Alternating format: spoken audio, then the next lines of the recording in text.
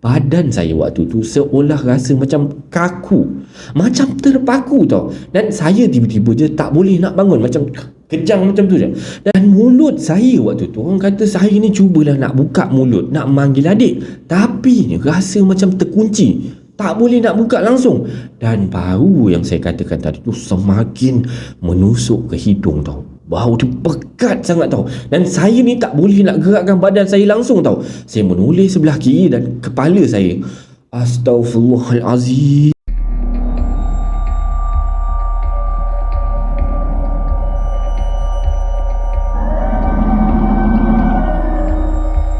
Assalamualaikum warahmatullahi wabarakatuh dan salam sejahtera kepada anda semua.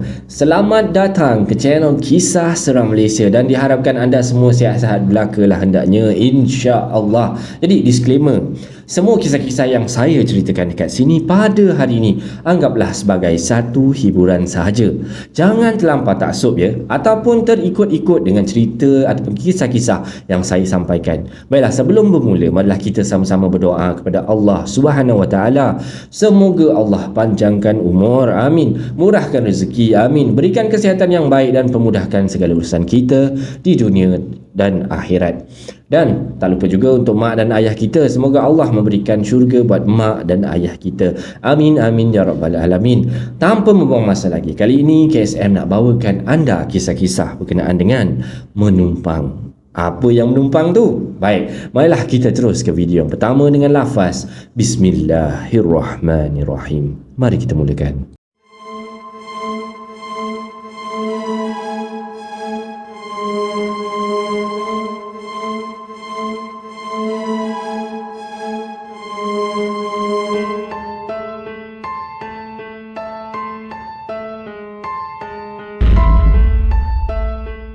Baiklah, macam KSM katakan tadi, untuk kisah yang pertama ni, kisah pasal makhluk yang menumpang lah. Macam itulah lebih kurang dia. Tanpa membuang masa, kita terus ke cerita dia. Assalamualaikum, waalaikumsalam warahmatullahi wabarakatuh. Saya Irah, kata dia. Hari ni saya nak kisahkan cerita yang menyeramkan semasa saya kecil dulu. Tak tahulah, kalau korang tak rasa seram kan dengan cerita-cerita saya ni, itu terpulanglah kan.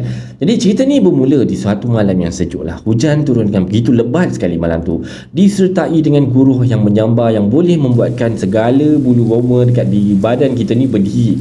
Dan kejadian ini berlaku sekitar jam 3 pagi macam tu. Okey, saya ni bolehlah dikatakan seorang yang agak penakut. Saya tidur sebilik dengan kakak saya lah. Yalah, biasalah kan, rumah pun ala kadar je, kata dia. Memanglah kena kongsi bilik dengan adik-beradik yang lain. So, di saat malam yang sunyi dan teramat sejuk tu, tiba-tiba bekalan elektrik kat rumah saya ni boleh pula terputus, blackout. Pam! Tiba-tiba gelap semua, membuatkan keadaan dalam pun suasana dalam rumah ni menjadi gelap gelita, ditambah lagi dengan hujan lebat tadi. Masya Allah, agak seram jugalah. Jadi saya terbangun tau, kerana merasakan kehadiran seseorang di suatu ruang, di satu sudut dekat dalam bilik kita orang. So dalam keadaan separuh sedar macam tu, tapi benda yang saya alami tu bukanlah hanya halusinasi saja tau, tetapi ianya nyata. Saya dapat melihat satu susuk tubuh yang mempunyai rambut yang panjang, berbadan gempal, dan saya pun tidak pastilah apa benda yang saya nampak waktu tu sebenarnya. Dan seolah-olah makhluk tu sedang memerhati je saya dengan kakak saya yang sedang tidur dalam keadaan pun kegelapan malam tu, yang ditermani waktu tu dengan hujan rintik-rintik yang mulai reda tau. Dan ketika itu hati saya sangat tidak senang hati lah, tak tentu arah rasanya.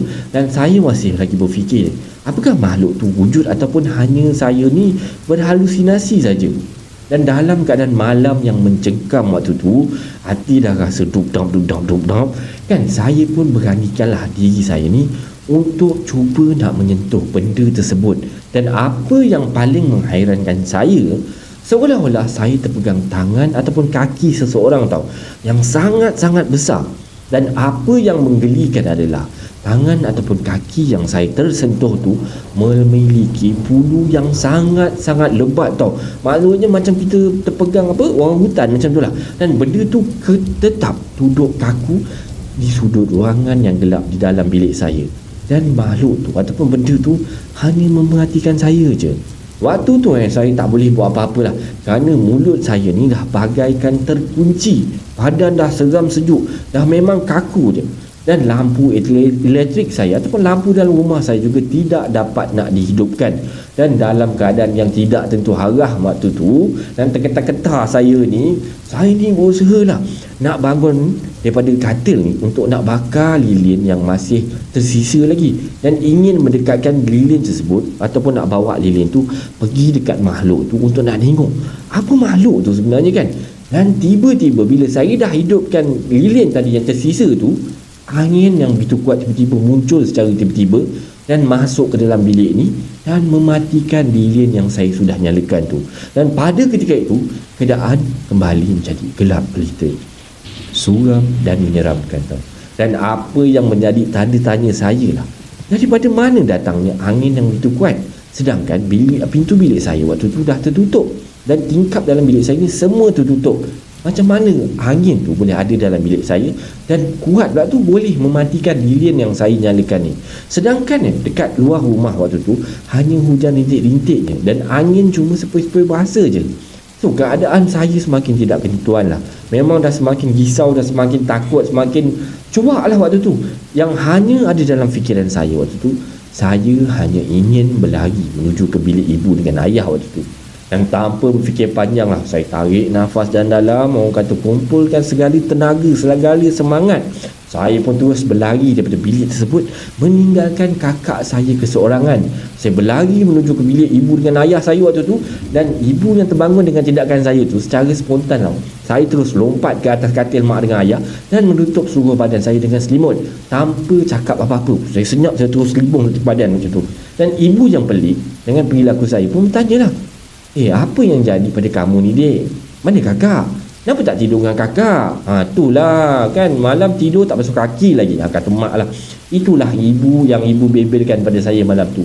Tapi mulut saya waktu tu seolah-olah dah terkunci, tak boleh nak kata apa, tak boleh nak bersuara, keluar pun tak boleh, untuk nak beritahukan kepada ibu apa yang terjadi dan kenapa saya ada dalam bilik mereka lah. Dan saya waktu tu hanya mampu berdiam.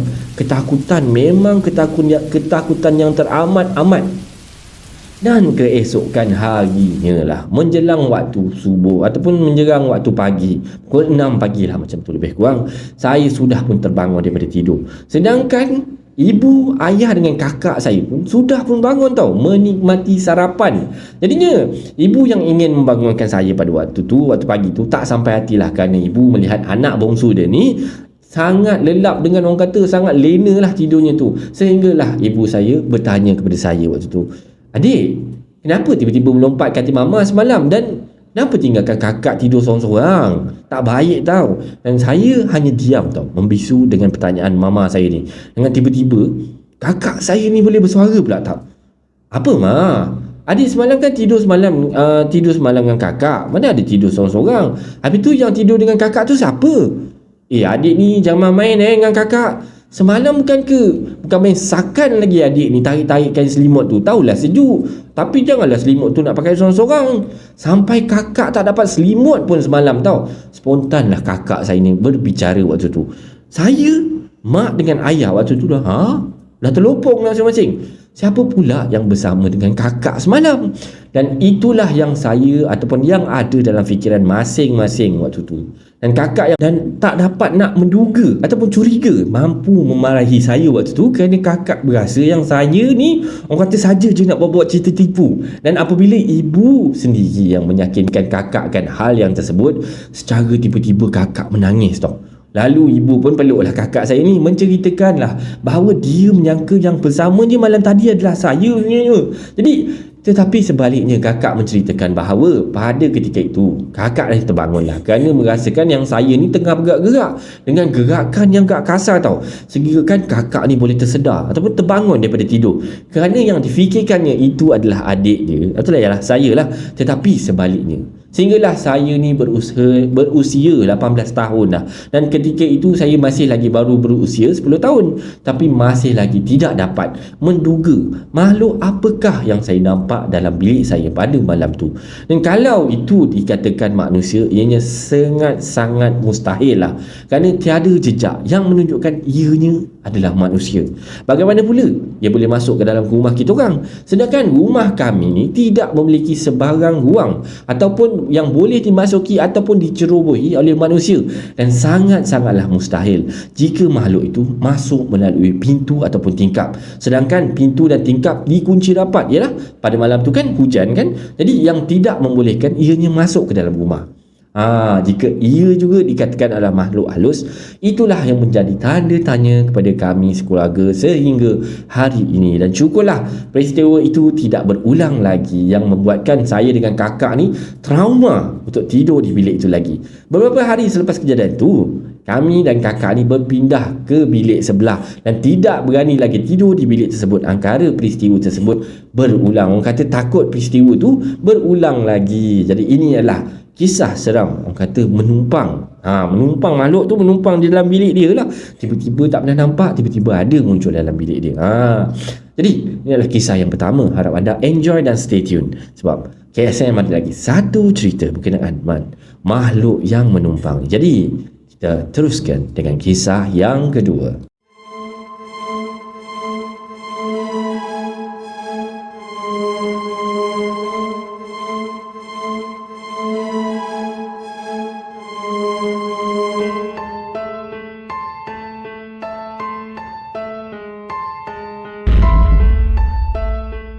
Baiklah guys, untuk kisah yang kedua ni, okey, kita terus dengan kisah yang kedua je lah ya. Assalamualaikum warahmatullahi wabarakatuh. Waalaikumsalam warahmatullahi. Okey, nama saya Yana. Saya akan kongsikan cerita seram saya berdasarkan pengalaman saya sendiri yang berlaku lebih kurang 15 tahun yang lalu. So masa ni saya ni bersekolah menengah tingkatan 4 lah. Jadi korang mesti tahulah umur saya sekarang ni berapa dah. Okey. Kisah ni berlaku di dalam bilik saya lah, rumah saya sendiri. Sebenarnya rumah ni saya tinggal dengan family saya lah. Rumah pangsapuri tapi tingkat bawah sekali. Jadi nak dijadikan cerita lah, belakang rumah tu, belakang rumah saya ni semak. Biasalah kan, masa tu jalan depan rumah tu belum ada lagi jalan besar pun. So jadi laluan di situ agak sempit lah, dengan penuh dengan pokok-pokok besar. Dan saya ni pula jenis yang suka tidur lambat. Jadi siapa yang suka tidur lambat? Ni ada kisah dia lah ya. So saya ni just biasa tidur lambat dalam pukul 2-3 pagi. Orang kata 2-3 pagi ni pun masih lagi susah nak tidur tau. Dan mak ayah saya pula tak ada kat rumah masa tu. Jadi kenapa mak ayah saya rajin malam-malam tak ada? Kalau korang nak tahu, mak ayah saya ni orang yang meniaga, jenis orang-orang yang meniaga, ada restoran sendiri. Jadinya daripada petang sampailah pukul 5 pagi, memanglah mak ayah saya ni tak ada dekat rumah. Jadi masa tu saya tinggal dengan adik lelaki saya 3 orang tau. Jadinya pada malam tu tak seperti malam-malam biasa. Malam tu agak sunyi je. Jam menunjukkan pukul 12 tengah malam tau. Tapi saya rasa tak mengantuk, macam biasalah. Makin fresh pula. Makin bertambah malam, saya makin rasa fresh pula. Dan adik saya semua waktu tu dah tidur dah. Dan bilik saya tu pula memang menghadap ke arah semak. Semak yang saya cakap tadi tu. So kalau buka tingkap ni, memang kan nampak semak tu lah. Jadi masa tu saya ni dah habis siapkan kerja sekolah lah. Dan saya perasan tau, malam tu memang agak sunyi. Dan sunyi dia tu lain macam, jadi creepy pula. So tak ada kedengaran apa-apa bunyi. Daripada bunyi, jiran-jiran lain pun langsung tak ada bunyi. Memang pelik sangat. Sebab biasalah kan, kalau malam-malam ni, macam biasanya kita akan dengar bunyi orang-orang melepak, bunyi main gitar, katalah dengan bunyi-bunyi gitar gitulah. Tapi malam tu tak ada langsung tau. Bunyi orang melalak-lalak ke, bunyi anjing bergonggong ke, tak ada. Langsung tak ada bunyi. Sunyi, sepi. Dan kebetulan bulan memang penuh tau masa betul. So saya tetaplah tak boleh nak lelapkan mata ni. Saya rasa macam nak minum air panas masa tu lah. Jadi saya pun pergi ke dapur yang biasalah, buat air favourite saya. Air apa? Air minum. Badan saya waktu tu seolah rasa macam kaku, macam terpaku tau. Dan saya tiba-tiba je tak boleh nak bangun, macam kejang macam tu je. Dan mulut saya waktu tu, orang kata saya ni cubalah nak buka mulut, nak manggil adik, tapi rasa macam terkunci. Tak boleh nak buka langsung. Dan bau yang saya katakan tadi tu semakin menusuk ke hidung tau. Bau tu pekat sangat tau. Dan saya ni tak boleh nak gerakkan badan saya langsung tau. Saya menoleh sebelah kiri dan kepala saya. Astaghfirullahalazim. Alangkah terkejutnya saya waktu tu bila nampak sekujur tubuh ada baring dekat sebelah saya. Dan saya betul-betul sebelah saya, dekat atas katil saya. Jantung saya waktu tu dah tudak, seolah-olah nak terpecah dah. Hanya Tuhan je lah yang tahu perasaan saya waktu tu tau. Saya tak mampu nak kata apa-apa dan mulut seolah-olah terkunci. Badan pun tak boleh nak bergerak langsung tau. Tapi mujurlah, saya ni tak nampak muka dia tau. Sebab dia terlindung dengan rambut yang panjang dan kusut masai waktu tu. Saya tak pastilah apa yang saya nampak tu makhluk apa sebenarnya. Sebab waktu tu bilik pun gelap, tapi saya tak tutup pintu bilik. Jadi cahaya yang dekat luar ni bolehlah masuk dalam bilik tu. Jadi saya bolehlah nampak sama-sama benda tu. Kuku dia memang Masya Allah panjang. Dan dia baring betul-betul sebelah saya pula tu. Memang seram yang amat lah. Saya yang cerita ni pun meremang waktu ni. Dan saya hanya mampu pejamkan mata waktu tu. Masa tu tak payah cakap lah dah mengelabah habis. Takut yang teramat sangat. Semua doa terkeluar dah berterabur. Allahumma barik lana fima razaqtana wa qina azabannar kan. Dengan doa makan sekalipun saya baca. Dan saya hanya mampu sebut Allahu Akbar, Allahu Akbar, Allahu Akbar berulang-ulang kali sambil mata ni dah meleleh air mata waktu tu kan. Bila saya buka mata semula, ada lagi. Kali ni saya tengok memang dia ada lagi. Astaghfirullahalazim. Memang rasa macam tak tahulah kalau boleh nak pingsan terus lah. Tapi kenapa aku tak boleh pingsan ni kan, kata dia. Jadi saya hanya mampu pejam mata rapat-rapat waktu tu. Dan saya buka mata semula. Saya tengok makhluk tu masih ada lagi. Ada lagi sih benda ni. Astaghfirullahaladzim. Ya Allah tolonglah. Ya Allah hilanglah benda ni daripada pandangan mata aku kan. Aku tak nak nampak kalau boleh. Dan saya kata dalam hati lah, saya tenangkan diri dalam ketakutan tu. Dan tangan saya ni waktu tu dah hampir-hampir kebas dah. Orang kata dah rasa bersemut dah. Saya rasa saya cubalah bacakan ayat kursi. Saya tenangkan diri saya. Saya cuba lafazkan ayat kursi ni satu persatu lah. Orang kata biar teratur, biar cantik susunan dia. Sambil pejam mata, mulut saya terkumat kamit tau. Dan lepas tu saya buka mata perlahan-lahan. Makhluk tu alhamdulillah dah tak ada lagi kat sebelah saya. Tiba-tiba badan saya yang kaku tadi tu dah dapat gerak semula. Alhamdulillah. Dan saya lari keluar bilik sambil berjerit-jerit. Terjerit-jerit dah. Masa tu dah macam orang gila dah. Waktu tu jam dah hampir pukul 5 pagi tau. Dan saya tak tahulah berapa lama yang saya baring dengan benda Allah tu. Rasa macam kejap je saya dengar bunyi pintu dekat luar tau. Dalam hati saya, takkanlah makhluk tu ada lagi kan. Dan saya pun beranikan diri selak langsir tau. Dan rupanya masa itulah mak ayah saya baru balik. Alhamdulillah leganya rasa waktu tu kan. Kak Long, kenapa Kak Long tak tidur lagi ni? Tanya ayah saya waktu tu. Dengan keadaan pucat, lesu muka saya waktu tu, saya ceritakan apa yang telah pun berlaku pada saya. Dan ayah saya terus mengazankan bilik tu. Ayah pun Allahu Akbar, Allahu Akbar. Dia azankan seluruh rumah tu kan pagi tu. Yang peliknya, adik saya kata malam masa kejadian tu dia pun rasa mengantuk sangat dan tak sedar langsung pun. Yang masa kakak dia ni menjerit-jerit dalam rumah tu. Memang adik saya ni dah tidur awal jugalah masa tu kan. So pagi tu saya tak pergi ke sekolah. Sejak kejadian tu saya tak berani lagi nak tidur lewat, apa lagi nak tidur seorang-seorang. Dan sebulan lebih jugalah saya tak tidur dalam bilik. Fobia dengan apa yang telah berlaku. Dan saya mesti terbayang benda tu kalau masuk bilik. Kalau saya masuk je bilik, macam terperasan-perasan benda tu ada atas katil. Saya tidur saja dekat ruang tamu waktu. Walaupun kisah ni sudah lama berlalu, tapi saya masih tetap tak dapat lupakan sehingga kini. Sampai sekarang ni saya masih lagi takut nak tidur seorang-seorang. Dan itu sahajalah perkongsian kali ini. Okey, ini adalah kisah seram Malaysia yang terakhir untuk kali ini. Harap anda enjoy. Ni kalau anda nak dengar dengan kisah-kisah macam ni lagi, bantulah saya dengan menekan butang subscribe tu. Okey, sebarang komen, like dan share daripada anda semua amat-amatlah dihargai.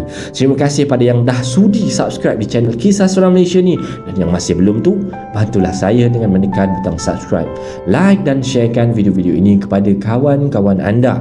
Sokongan daripada anda semua adalah ibarat satu pembakar semangat buat saya untuk terus berkarya, agar saya terus berusaha untuk membuat banyak video-video yang baik. yang menarik dan berkualiti untuk anda semua tonton, insya-Allah. Yang baik itu datang daripada Allah Subhanahu Wa Taala dan yang buruk itu datang daripada kelemahan diri saya sendiri. Saya akhiri kisah seram Malaysia pada kali ini dengan lafaz Assalamualaikum warahmatullahi wabarakatuh.